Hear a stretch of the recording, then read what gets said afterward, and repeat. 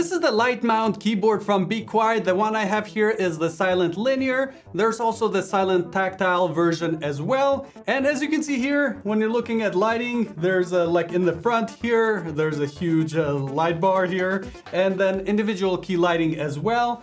We do got the volume rocker, which is placed on the left hand side. Usually you always see them on the right hand side, but there's also some other functions which you are able to go ahead and set with the volume here. And we also have 5 M keys here as well, which you can set up anything you want. Taking a look at the keyboard itself here, it does have this nice metallic finish to it here, as you see. And looking at the durability of this keyboard is like flexing this is really hard. It does have 3 layers of dampening, so this keyboard definitely feels very solid, and it does have some weight to it as well. And take a look at underneath, we got this nice clean finish here. We are able to go ahead and raise the keyboard here in 2 ways. So this is the max height, and then also a little bit less here, or no height at all. And then we also have this magnetic palm rest as well, so it attaches there. And it does feel pretty soft. I don't think there's gonna be any issues, your like palm hurting or anything like that, which is good. And it's something kind of easy to clean as well. And we also get the switch and the keycap removal here as well. So this has the mechanical Be Quiet silent switches here. So let's go ahead and take a closer look. And here we have the switch.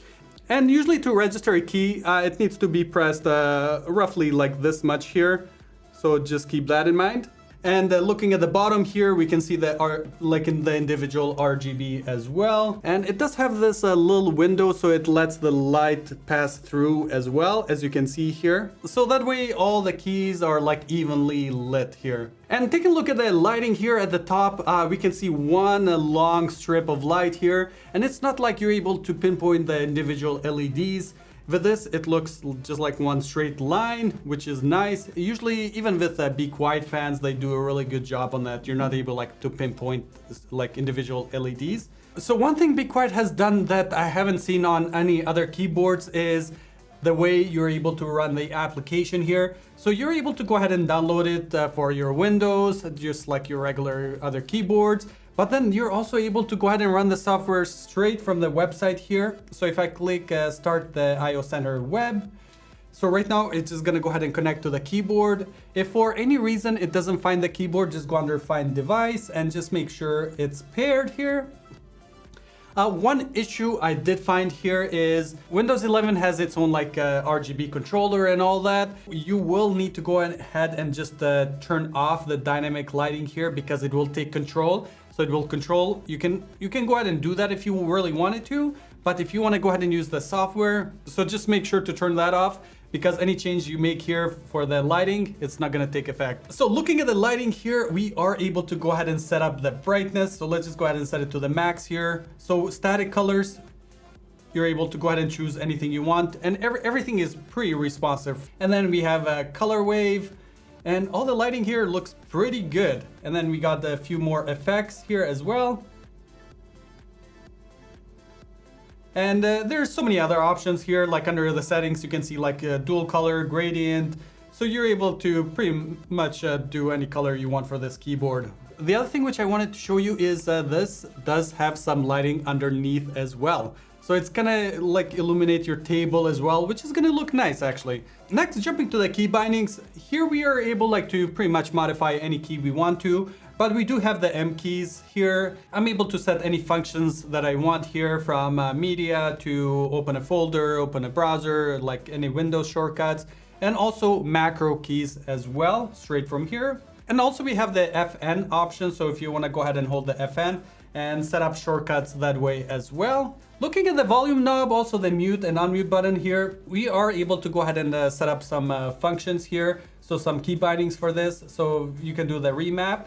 And if I go under functions, for the mute, unmute buttons, we're pretty much able to do anything we want to, set up a shortcut that way if you don't want to use that. Or you can go ahead and go the rotate left and right. So these are some of the functions here. So the default, media, and disable, so you're able to set those up. Going to the last item there, we do have the game mode options here. Now I'm just gonna go ahead and do some type testing so you can hear how these mechanical silent linear switches sound like.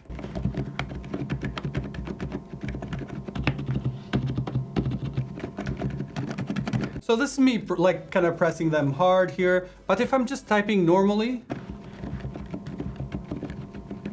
and if you're like playing a game, if you're looking more like for a tactile feel, there is also that option you can get this keyboard on.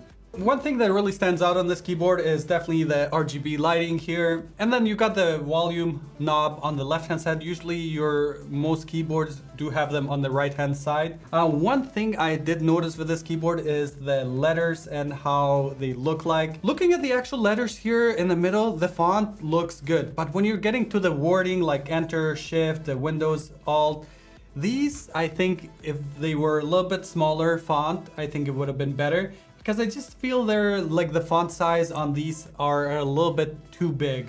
Here on the Enter, they did like a really good job on the on this side, like it feels like a normal keyboard. The letter sizes and everything look good, but just here, like even the F keys, the font is a little bit too big. It just feels, I don't know why they did like normal font here, normal font size on the middle, and then they kind of went all big font on the sides here. Hopefully on their next version of this keyboard, they'll go ahead and just make everything kind of like what you see here on the numpad. Everything looks good. Like on this side, everything kind of looks, even the arrows are a little bit like, as you can see, a little bit too big.